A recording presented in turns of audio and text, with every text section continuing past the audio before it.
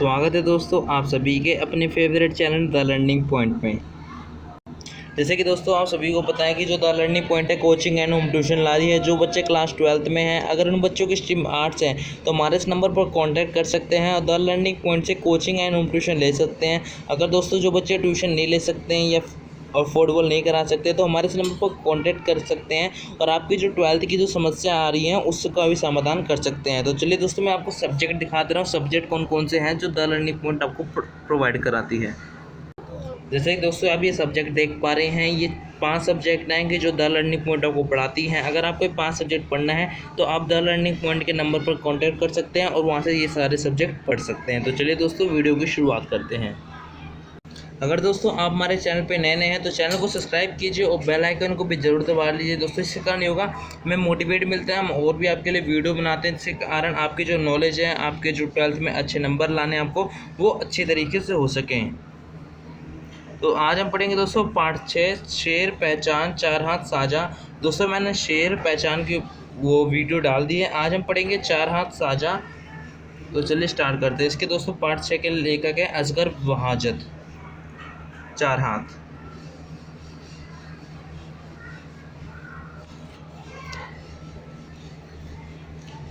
चार हाथ पूंजीवादी व्यवस्था में मजदूरों के शोषण को उजागर करती है। मिल मालिक को लालच मजदूरों का शोषण के कारण बनती है। मिल मालिक मजदूरों को मात्र एक कल पुर्जे के रूप में लेता है जो उसके लाभ देंगे। मतलब दोस्तों इसमें चार हाथ ये जो हमारा चैप्टर है इसमें दोस्तों दर्शाया गया पूंजीवादी व्यवस्था, मतलब प्राइवेट सेक्टर के बारे में बताया गया है कि मतलब जो प्राइवेट सेक्टर होते हैं उसमें मजदूरों को कितना शोषण हो जाता है, मजदूरों को कितना शोषण होता है। पहले वो हमें लालच देते हैं कि तुम हमारी नौकरी में आओ, फिर हमें बाद में पता चलता है कि हमारे साथ शोषण कर रहे हैं, ये हमें ठग रहे हैं, अपना उल्लू सीधा कर रहे हैं, हमारा उल्लू टेढ़ा कर रहे हैं। तो लेखक ये चार हाथ में ये बताना चाहते हैं कि हर वो जो मिल मालिक के जो होते हैं उसमें वो हर संभव प्रयास करते हैं कि हम मज़दूरों से कितना हो सके काम कराएं और उनको वेतन ना दें, तो जितना से जितना हो सके उनका शोषण करते हैं कि वो उन मज़दूरों का अस्तित्व समाप्त हो जाए और वो विरोध की स्थिति में ना रहे। मतलब इतने से इतना ज़्यादा काम कराएं कि उनका जो सारा वो ब्रेन पावर है वो हमारे कब्जे में आ जाए और वो एकदम ऐसे हो जाए कि वो हम विरोध ना कर पाए, ना किसी से कह पाए कि यार ये फैक्ट्री में बड़ा काम कराती है, पैसा कम देती है। मतलब अपनी तरफ पूरी वश में कर लेना और जो सा मिल मालिक है उसी इशारे पर चलते हुए काम करना और वो आपसे दुगना काम कराते रहेंगे। वो आपसे मतलब दुगना काम कराते रहेंगे। इससे अधिक उत्पादन के चक्कर में वो मज़दूरों के लोहे में हाथ लगवा देते हैं, जिससे सारे मज़दूर मर जाते हैं। अंत में समझ आता है कि यदि अधिक उत्पादन में मुनाफा चाहिए तो मजदूरी भी कर दो व दुगने मजदूर रख लो। दोस्तों ये छोटी सी कहानी, इसमें कहानी मैं आपको बताता हूँ इस कहानी में क्या है। इस कहानी में दोस्तों इसमें प्राइवेट सेक्टर के बारे में बताया गया है। मतलब एक वो अपनी मिल मालिक होता है। मिल मालिक सोचता है कि अपने में उत्पादन को और बढ़ा लूँ, जो उसके पास जो 6-7 मजदूर होते हैं मिल मालिक के पास, वो सोचता है कि यार मैं और मजदूर लाऊंगा तो मेरे को और पैसे देने पड़ेंगे, क्यों ना मैं इन्हीं मजदूरों में कुछ परिवर्तन कर दूँ कि इन्हीं से मेरा 4 मजदूर आ जाए। मतलब जो 4 मजदूर हैं मिल मालिक के पास, वो ऐसा कुछ काम करते हैं कि वो 4 के बराबर का काम करे। मतलब शोषण कर रहे हैं ना इधर से। जो बंदा एक काम अपना एक सही ढंग से कर रहा है तो उसको दूसरा क्यों काम करा रहे हो? जो अपना सही काम कर रहा है उसको वेतन तुम नहीं दे रहे हो, तो मतलब एक प्रकार से शोषण कर रहे हो। तो जो मिल मालिक होता है वो क्या काम करता है, वो क्या सोचता है कि अगर इनके 2-2 हाथ हैं, अगर मैं इनके 2 हाथ और लगवा दूँ, 4 हाथ हो जाएंगे, तो 4 बंदों जो 4 है तो 8 बंदों के बराबर काम करेंगे। तो वो यही सोचता है कि उन दोनों के जो 2-2 हाथ थे उनको वहाँ से कटवा के मतलब वहाँ से थोड़ा छील उल के 2 हाथ और लगा देता है। जब बाद में वो लगाते तो इससे पता चलता है कि उन मज़दूरों की भी मृत्यु हो जाती है। मतलब इसमें लेखक ये बताना चाहते हैं कि मज़दूरों का इतना ज़्यादा शोषण किया जाता है, मज़दूरों को इतना ज़्यादा अपने वश में कर लिया जाता है कि मज़दूर किसी का विरोध नहीं कर सकते, किसी को बारे में बता नहीं सकते, बस कष्ट पीड़ा सहते रहते हैं।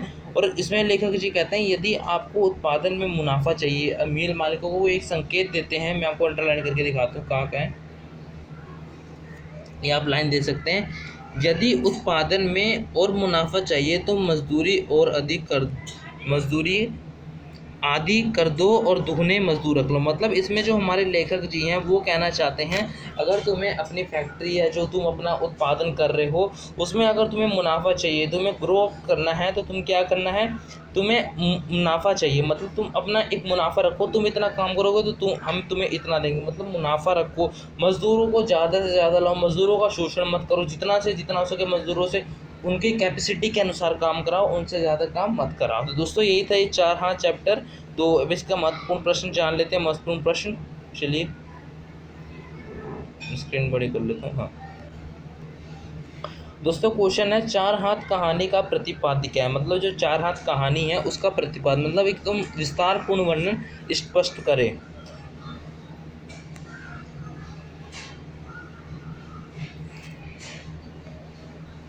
इधर दोस्तों चरण आगे, इधर 4 हाथ आएगा।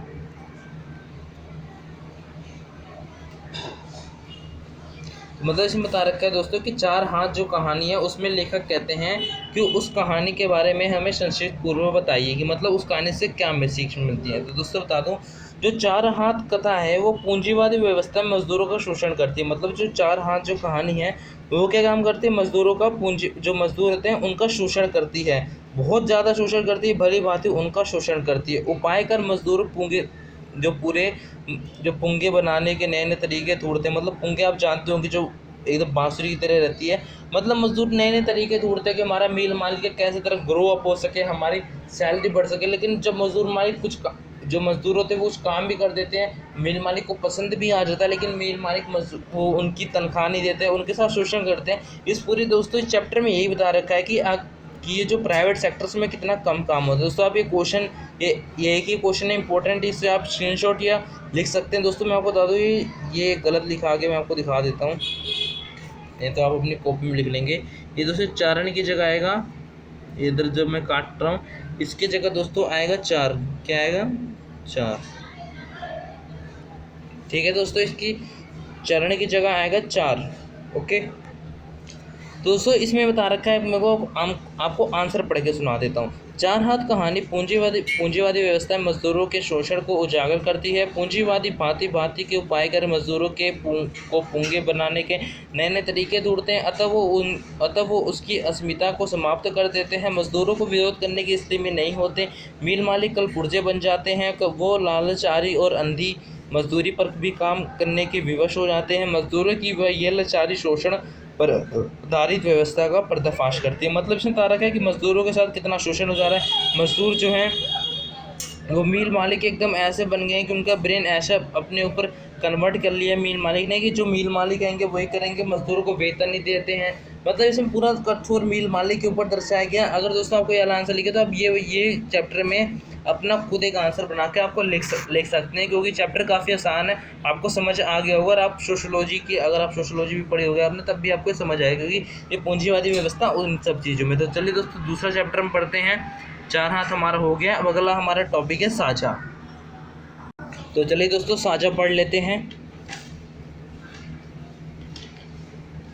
दोस्तों साझा कहानी से स्टार्ट करने से पहले मैं आपको बता दूं कि हमने ये काफ़ी बच्चे कमेंट कर रहे थे, मैसेज भी कर रहे थे कि सर आपने शेर पहचान की वीडियो अपलोड नहीं करी है, सीधा आप इसकी वीडियो अपलोड कर रहे हैं। दोस्तों मैंने वीडियो अपलोड कर दी है, शेर की भी अपलोड कर दी है, पहचान की दोस्तों पार्ट 2 में है। नहीं तो मैं इसका लिंक आपको नीचे डिस्क्रिप्शन पर दे दूँगा, आप वहाँ पर जाके अपनी वीडियो देख सकते हैं, आराम से समझ सकते हैं। इसमें भी दोस्तों मैंने महत्वपूर्ण क्वेश्चन भी बता रखे हैं, ये आप देख सकते हैं। ये शेर पहचान पार्ट 6 ये, और शेर पहचान 4 हाथ साझा पार्ट 2। दोस्तों 2 वीडियो हैं, अब ये तीसरी वीडियो अब जिसमें आप देख रहे हैं वो तीसरी वीडियो है। 3 वीडियो में हम इस चैप्टर को कंप्लीट कर देते हैं।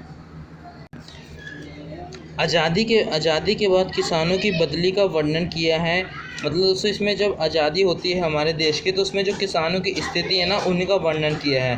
पूंजीवादी वो गांव के प्रमुखशाली वर्ग की नज़र किसानों की ज़मीन और उत्पादन पर है। वो हर संभव प्रयास द्वारा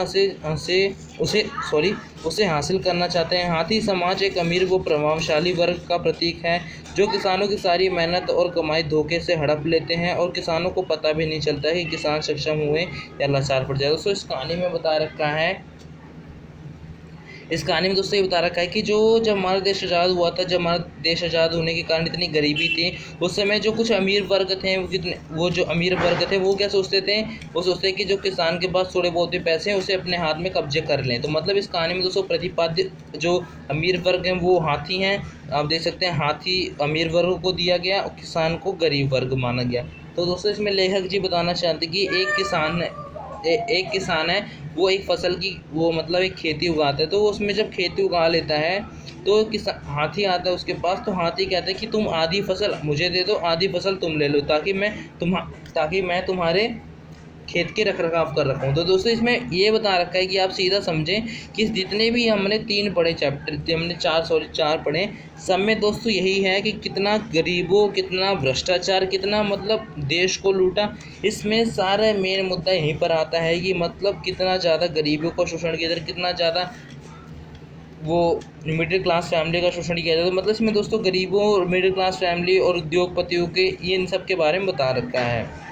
तो साझा कथा कि उद्योग पर कब्जा जमाने के बाद पूंजीपतियों की नज़र किसानों की ज़मीन और उत्पादन पर जमी हुई है, ज़मीन और उत्पादन पर जमी थी।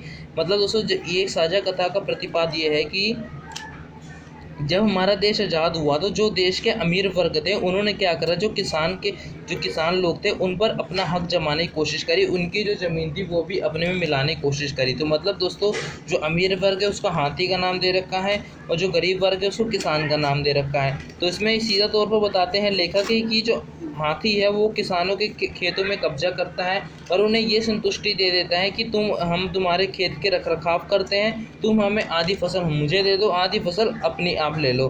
तो दोस्तों इसमें बता रखा है कि किसान अपने बलबूते कुछ कर भी नहीं सकता है, मतलब अपने बलबूते कुछ कर नहीं सकता। अगर अपने बलबूते कुछ करना चाहते तो उसके साथ कुछ अमीर लोग या कुछ व्यापारी लोग उसके साथ ठग लेते हैं। तो दोस्तों इस कहानी में यही था कि जो किसान है उनका शोषण ना किया जाए, उनके साथ भी अत्याचार ना होने, उन्हें भी अपनी ज़िंदगी को जीने का मौका मिले। अगर दोस्तों आपको ये वीडियो अच्छी लगी हो यार तो वीडियो को सब्सक्राइब करना ना भूलेगा। तो thank for watching this video, give this video big thumbs up and subscribe.